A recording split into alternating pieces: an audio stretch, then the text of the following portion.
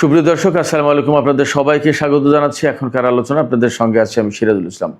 দর্শক, খুবই গুরুত্বপূর্ণ খবর আছে। ইয়েমেন সৌদি আরবের উপরে নৌ ব্লকেড অর্থাৎ নৌ অবরোধ আরোপ করেছে। এই প্রেক্ষাপটে মনে হচ্ছে মধ্যপ্রাচ্যের পরিস্থিতি মারাত্মকভাবে বদলে গেল।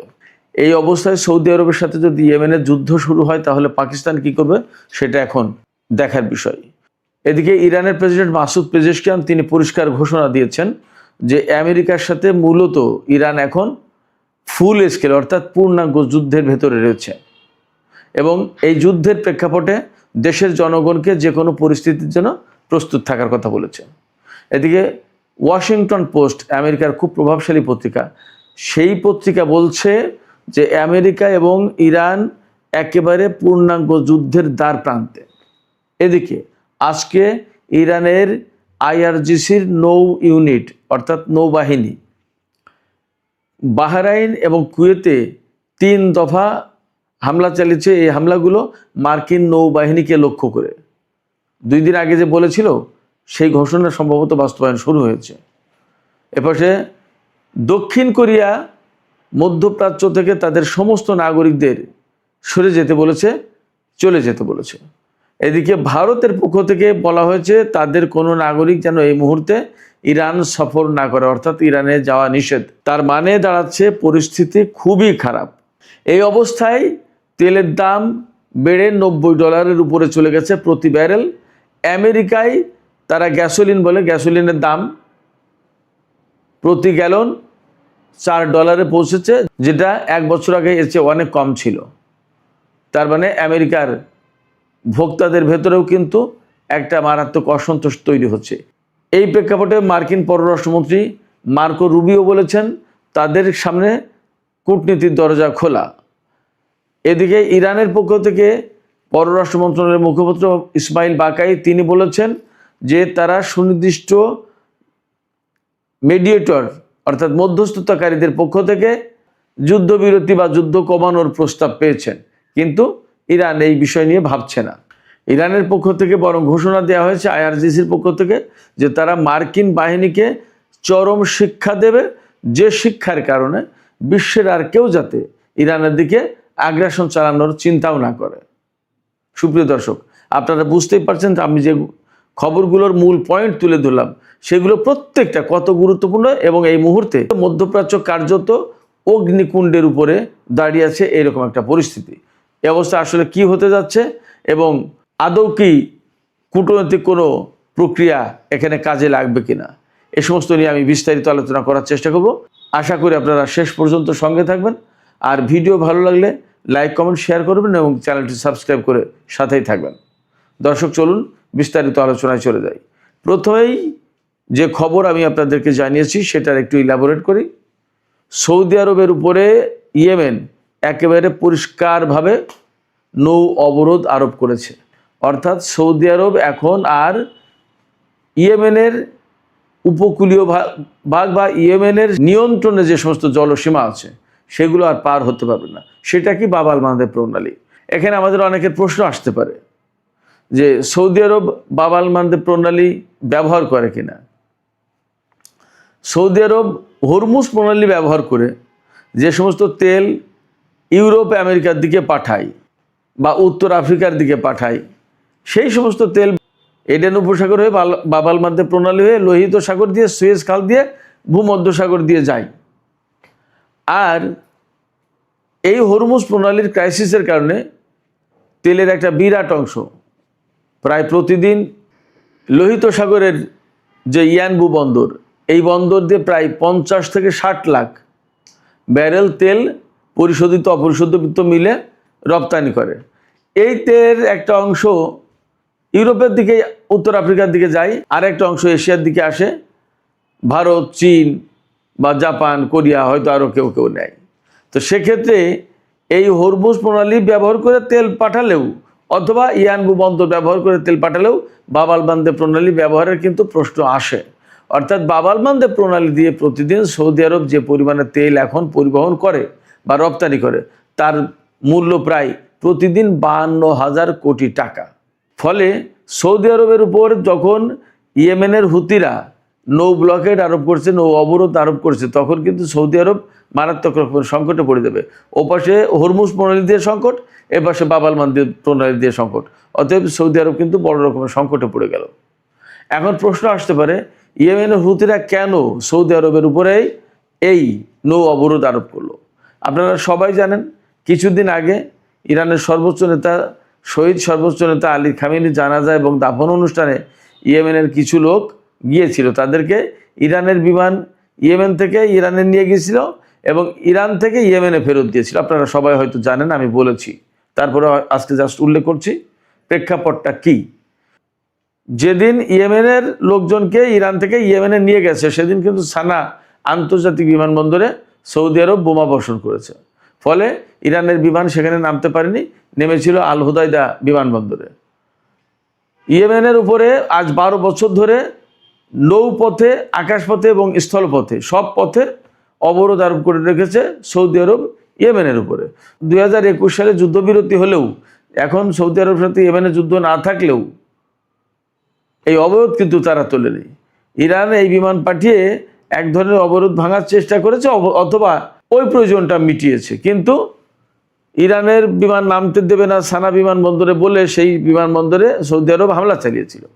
আর যেদিন ইয়েমেন থেকে ওই সমস্ত লোকজনকে আনতে গিয়েছিল ইরান বিমান পাঠিয়ে, তখন ইরানের বিমানে হামলা চালাবে বলে সৌদি আরব যুদ্ধ বিমান আকাশে উড়িয়েছিল।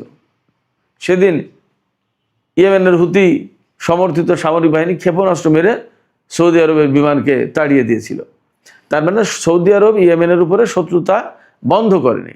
এই যে শত্রুতা বন্ধ করেনি, এই কারণে ইয়েমেন এখন দেখছে যে বাব আল মানদেব প্রণালী ব্যবহার করে প্রতিদিন সৌদি আরব বিপুল পরিমাণে তেল রপ্তানি করে, অথচ তারা তাদের বন্দর, আকাশপথ কোনো কিছু ব্যবহার করতে পারছে না। এই জায়গা থেকে তারা এখন সৌদি আরবের উপরে অবরোধ আরোপ করে দিল। ইরানের বিমান যাওয়ার পরে যদি সৌদি আরব সেখানে এরকম হামলার ঘটনা বা যুদ্ধ বিমান উড়িয়ে হামলার চেষ্টা না করত, তাহলে হয়তোবা ইয়েমেনের হুতিরা, ইয়েমেনের হুতি সমর্থিত সরকার এই পদক্ষেপ নিত না। কিন্তু এখন তারা দেখেছে যে সৌদি আরব যখন সেই শত্রুতাই করে যাচ্ছে, তাহলে আমাদের বাংলাদেশ প্রণালী ব্যবহার করে সৌদি আরব এটা তেল পাঠাতে পারবে না, নৌ অবরোধ আরোপ করে দিল। তার মানে এখন পরিস্থিতি যা দাঁড়ালো, তাতে ইয়েমেন এবং সৌদি আরবের ভেতরে প্রচণ্ড রকমের যুদ্ধ লেগে যেতে পারে। যদি যুদ্ধ না লাগে তাহলে তো ভালো কথা, আর যদি যুদ্ধ লাগে তাহলে কি দাঁড়াবে? তাহলে পাকিস্তানে কিন্তু জড়িয়ে পড়ার একটা প্রশ্ন থাকতে পারে, জানি না কি হবে। কারণ পাকিস্তানের সাথে সৌদি আরবের নিরাপত্তা চুক্তি আছে। এপাশে আমি আর একটা খবর দেখলাম আল জাজিরাতে, যে ডোনাল্ড ট্রাম্প প্রশাসন এবং সৌদি আরব তারা দুইজন সম্মিলিতভাবে ইয়েমেনের বিরুদ্ধে যুদ্ধ শুরু করতে পারে এমন আশঙ্কা রয়েছে। তার মানে মধ্যপ্রাচ্যের পরিস্থিতি ভিন্ন মাত্রা পেল এবং আরও বেশি উত্তপ্ত হয়ে উঠল। এপাশে ইরানের প্রেসিডেন্ট মাসুদ পেজেশকিয়ান তিনি কিন্তু পরিষ্কার ঘোষণা দিয়েছেন যে ইরান এই মুহূর্তে পূর্ণাঙ্গ যুদ্ধের ভেতরে রয়েছে এবং যুদ্ধের ভেতরে থাকলে দেশের নাগরিকদের জন্য অনেক দুঃখ, ক্লেশ, হতাহতের ঘটনা অনেক কিছু ঘটতে পারে। এই পরিণতির জন্য, যে কোনো সুবিধা অসুবিধার জন্য যাতে ইরানের জনগণ প্রস্তুত থাকে, তিনি সেই আহ্বান জানিয়েছেন। এপাশে IRGC, ইরানের যে বিপ্লবী গার্ড বাহিনী, তারা কিন্তু ঘোষণা দিয়েছেন যে তারা কোনো মতেই এখন আর আমেরিকার সাথে কোনো আপোষ রফায় যাবে না। আমেরিকাকে বরং এমন শিক্ষা দেবে, যুদ্ধের ভেতর দিয়ে এমন শিক্ষা দেবে যে শিক্ষার প্রেক্ষাপটে আমেরিকা সহ পৃথিবীর আর কোনো দেশ যাতে ইরানের দিকে আগ্রাসন চালানোর সাহস আর না পায়, এই শিক্ষাটা দিতে চায়। এটা তাদের অঙ্গীকার, যার কারণে তারা আর কোনো আলোচনায় যেতে চায় না। এবং এখানে তারা উল্লেখ করেছে যে আমরা আমাদের সর্বোচ্চ নেতার যে নির্দেশনা, গাইডলাইন এবং তিনি যে মনোভাব বা চিন্তাভাবনা লালন করেন, ধারণ করেন, এই চিন্তাভাবনা এবং মনোভাব এবং তার অর্থাৎ সর্বোচ্চ নেতার গাইডলাইন, দিক নির্দেশনাকে সামনে রেখে IRGC কাজ করবে। তার মানে দাঁড়াচ্ছে ইরানের পক্ষ থেকে সহজে আর কূটনৈতিক আলোচনায় বা ওই যে যুদ্ধবিরতির খেলা, এই যুদ্ধবিরতির খেলায় সম্ভবত ইরান আর যাচ্ছে না। এপাশে আমেরিকার খুব প্রভাবশালী পত্রিকা, আপনারা সবাই হয়তো জানেন, ওয়াশিংটন পোস্ট। এই ওয়াশিংটন পোস্টের একটা রিপোর্টে বলা হচ্ছে যে আমেরিকা এবং ইরান একেবারে পূর্ণাঙ্গ যুদ্ধের দ্বার প্রান্তে পৌঁছে গেছে। তার মানে যে কোনো মুহূর্তে একদম ফুল স্কেল ওয়ার শুরু হয়ে যেতে পারে, পূর্ণাঙ্গ যুদ্ধ শুরু হয়ে যেতে পারে। গত 7-8 দিন 9 দিন ধরে যে যুদ্ধ হচ্ছে, আমেরিকা তাতে মূলত ইরানের দক্ষিণ অঞ্চলে হামলা চালানোর চেষ্টা করেছে এবং এর ভেতর দিয়ে একটা মেসেজ কিন্তু পরিষ্কার হয়েছে এবং অনেকে বিশ্লেষণে বলেছেন, আমিও প্রথম দিকেই বলেছি যে মূলত এইভাবে হামলা চালিয়ে ইরানের দক্ষিণ অঞ্চলকে আলাদা করে ফেলতে চাচ্ছে আমেরিকা এবং দক্ষিণ অঞ্চল থেকে আইআরজিসি বা ইরানের সামরিক স্থাপনার সমস্ত প্রতিরোধের ক্ষমতা সব ধ্বংস করে দিয়ে এই এলাকা দিয়ে মূলত তারা স্থল অভিযান চালানোর হয়তো চেষ্টা করছে। কিন্তু বাস্তবতা হচ্ছে যে ইরান তাদের প্রস্তুতি এবং তাদের কৌশল এবং তাদের চিন্তাভাবনা সমস্ত সব কিছু খেয়াল রেখেছে এবং তারা এ বিষয়ে নিজেদেরকে প্রস্তুত রেখেছে। আমেরিকা সম্ভবত কোনো মতেই ইরানের দক্ষিণ অঞ্চলকে কেন্দ্র করে স্থল অভিযান চালাতে পারবে না। স্থল অভিযান চালাতে গেলে একটা ভয়াবহ সংঘর্ষের ঘটনা ঘটবে এবং মার্কিন প্রাণহানি ঘটবে ব্যাপক। এবং আপনারা খেয়াল করেছেন মনে হয় গত 2-3 দিনে যে যুদ্ধ হয়েছে তাতে ইরানের হামলায় আমেরিকার ব্যাপক ক্ষয়ক্ষতি হয়েছে। খোদ নিউ ইয়র্ক টাইমস, আপনারা সবাই জানেন যে খুবই প্রভাবশালী পত্রিকা, এই পত্রিকার রিপোর্টে বলা হয়েছে যে ইরান জর্দানের যে হামলা চালিয়েছে তাতে কয়েক ডজন সেনা আহত হয়েছে এবং বেশ কিছু সংখ্যক ব্ল্যাক হক হেলিকপ্টার ধ্বংস হয়েছে। 4 জন সেনা মারা গেছে, আমেরিকার সরকার তো স্বীকারই করেছে। ইরাকে 1 জন আর 3 জন জর্দানে। এই নিউ ইয়র্ক টাইমসও কিন্তু কবিয়ে বলছে। ইরানের পক্ষ থেকে বলা হয়েছে কি, ইরানের পক্ষ থেকে বলা হয়েছে বিশেষ করে জর্দানে ইরানের হামলায় বহু সংখ্যক হেলিকপ্টার ধ্বংস হয়েছে, বেশ কিছু যুদ্ধ বিমান ধ্বংস হয়েছে এবং KC-17, KC-135 এবং KC-46 এই সমস্ত পরিবহন বিমান এবং জ্বালানি ট্যাঙ্কার বিমান এগুলো ধ্বংস হয়েছে এবং ক্ষতিগ্রস্ত হয়েছে। এর ভিতরে আরেকটা খবর হচ্ছে, ওয়াশিংটন পোস্টের খবরেই বলা হচ্ছে আমেরিকা বিপুল সংখ্যক যুদ্ধ বিমান মধ্যপ্রাচ্যে আনছে এবং এতে মনে হচ্ছে যে আমেরিকা ব্যাপকভাবে ইরানের উপর হামলা চালাতে যাচ্ছে। ওদিকে মার্কিন পররাষ্ট্রমন্ত্রী মার্কো রুবিও বলছে আমাদের কূটনৈতিক দরজা খোলা। আবার কোনো মাধ্যমে হয়তো তুরস্ক বা কাতার অথবা পাকিস্তান এর কোনো না কোনো দেশের মাধ্যমে ইরানের কাছে এই মেসেজ দিয়েছে যে আসুন আমরা আবার আলোচনায় ফিরি, শান্তি আলোচনা করি। কেন? যখন ইরান প্রচণ্ড রকমের প্রতিরোধমূলক যুদ্ধ চালাচ্ছে আমেরিকার উপরে, আমেরিকার ক্ষয়ক্ষতিও হচ্ছে ব্যাপকভাবে, সেনা মারা যাচ্ছে এবং তাদের সামরিক ঘাঁটি স্থাপনা এবং প্রচুর সংখ্যক বিমান হেলিকপ্টার ধ্বংস হচ্ছে সেই সময়। আচ্ছা, এপাশে ওয়াশিংটন পোস্টের যদি খবর আমরা ধরি, ওয়াশিংটন পোস্টের খবরে কি বলা হচ্ছে যে আমেরিকা এবং ইরান পূর্ণাঙ্গ যুদ্ধের দ্বার প্রান্তে এবং প্রচুর সংখ্যক যুদ্ধ বিমান মধ্যপ্রাচ্যে নেওয়া হচ্ছে। তার মানে কি এই সমস্ত বিমান এনে তো ইরানের উপর হামলা চালাবে। ঠিক সেই মুহূর্তে আবার ইরানকে কূটনীতির আলোচনার ফাঁদে ফেলার চেষ্টা করছে। তারা এমন মেসেজ দিতে চায় যে আমরা এই মুহূর্তে যুদ্ধ কমাতে চাইছি, অথচ ভেতরে ভেতরে যুদ্ধের প্রস্তুতি নিচ্ছে, প্রচুর সংখ্যক বিমান আনছে। এই হয়েছে আমেরিকার পরিস্থিতি এবং ইরানও সম্ভবত এর প্রত্যেকটা ব্যাপারে সতর্ক আছে, যার কারণে তারা এই মুহূর্তে আমেরিকার সাথে কোনো শান্তি আলোচনায় যাবে বলে মনে হচ্ছে না। এপাশে আমি ইয়েমেনের যে ব্লকেড সৌদি আরবের উপর, এই ব্যাপারে আমি আর একটা বিকল্প আলোচনা করি।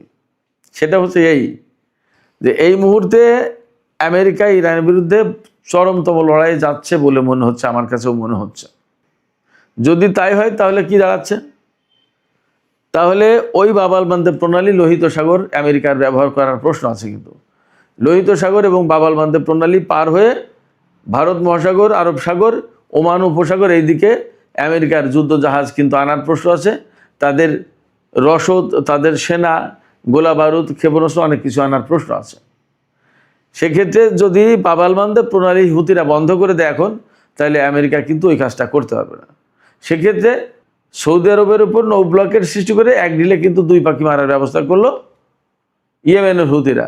এখন এই জায়গায় আর একটা প্রশ্ন আছে, যদি ইয়েমেনের পক্ষ থেকে নৌ ব্লকেট দেওয়ার পর সৌদি আরব ইয়েমেনের বিরুদ্ধে যুদ্ধ শুরু না করে এবং পাকিস্তান যদি জড়িয়ে না যায়, তাহলে ধরে নিতে হবে যে আমেরিকাকে আটকে দেওয়ার জন্য মূলত সৌদি আরবের নামে এই নৌ ব্লকেট দিল ইয়েমেনের হুতিরা। বাকিটা দেখা যাক কি হয়। সুপ্রিয় দর্শক, এপাশে আমি একটু আগেই বলেছি যে পুরো মধ্যপ্রাচ্য থেকে দক্ষিণ কোরিয়া তাদের নাগরিকদের সরে যাওয়ার নির্দেশ দিয়েছে। আমি 2 দিন আগে খবর দিয়েছিলাম যে মধ্যপ্রাচ্য ছাড়ার জন্য মার্কিন নাগরিকদের আমেরিকা নির্দেশ দিয়েছে। মধ্যপ্রাচ্যের সব দেশ, এখন আজকে দক্ষিণ কোরিয়া। এবং একই সাথে ভারতের যে কাহিনী আছে সেটা হচ্ছে ভারত ইরানে তাদের নাগরিকদের সফর নিষিদ্ধ করেছে। তার মানে ধরে নেওয়া যায় যে আমেরিকা খুব দ্রুত অল্প সময়ের ভিতরে ইরানের বিরুদ্ধে ব্যাপক যুদ্ধ শুরু করবে। সেখানে ভারতের কাছে মেসেজ আছে, ভারত তার নাগরিকদের সতর্ক করেছে। তো সামগ্রিক যে সমস্ত কর্মকাণ্ড, যে সমস্ত তৎপরতা, যে সমস্ত ভাবসাব আলাপ আলোচনা যা দেখছি, তাতে মোটামুটিভাবে খুব অল্প সময়ের ভিতরে আবার ইরান আমেরিকা পূর্ণাঙ্গ যুদ্ধ শুরু হতে পারে। এবং এই যুদ্ধ যদি শুরু হয় তাহলে আমার কাছে মনে হচ্ছে আগের যুদ্ধের চেয়ে ভয়াবহ পরিস্থিতি হবে এবং মধ্যপ্রাচ্যে অনেক বড় রকমের একটা সংঘাত সৃষ্টি হবে। এই সংঘাতে সম্ভবত ইরানে যে সমস্ত আঞ্চলিক মিত্র ফোর্স রয়েছে, ইরাক, সিরিয়ায়, লেবাননে, ফিলিস্তিনে, ইয়েমেনে, এর প্রত্যেকেও সম্ভবত জড়িয়ে যেতে পারে যদি পূর্ণমাত্রার যুদ্ধ শুরু করে আমেরিকা। তো সুপ্রিয় দর্শক, এখনকার আলোচনা শেষ করব। আলোচনা শেষের আগে এই কথাই বলি যে মধ্যপ্রাচ্যের পরিস্থিতি আসলে যে কোনো সময় চেয়ে এখন অনেক বেশি খারাপ। এই পরিস্থিতিতে হরমুজ প্রণালীতে তেল পরিবহনের মাত্রা অনেক কমে গেছে। আন্তর্জাতিক বাজারে তেল এবং গ্যাসের দাম বেড়ে গেছে। খোদ আমেরিকায় প্রতি গ্যালন তেলের দাম অন্তত $4। সেক্ষেত্রে আমেরিকা যেমন চাপে, তেমনি মধ্যপ্রাচ্য চাপে ইরানও। প্রত্যেকেই যুদ্ধ পরিস্থিতিতে কেউ খুব রিল্যাক্স থাকতে পারে না, মুক্ত থাকতে পারে না। এই পরিস্থিতিতে আমরা প্রত্যাশা করি না যুদ্ধ হোক, কিন্তু পরিস্থিতি যে দিকে যাচ্ছে তাতে মনে হচ্ছে এবার হয়তো একটা চূড়ান্ত যুদ্ধই হতে যাচ্ছে। আপনাদের কি এরকমই মনে হচ্ছে, নাকি আপনারা ভিন্ন কোনো কিছু দেখতে পাচ্ছেন? মতামত জানিয়ে কমেন্টে লিখতে পারেন। আর ভিডিও ভালো লাগলে লাইক, কমেন্ট, শেয়ার করবেন এবং চ্যানেলটি সাবস্ক্রাইব করে সাথেই থাকবেন। দর্শক, এখনকার আলোচনা এখানেই শেষ করতে চাইছি। আপনারা সবাই অনেক অনেক ভালো থাকুন। আল্লাহ হাফেজ।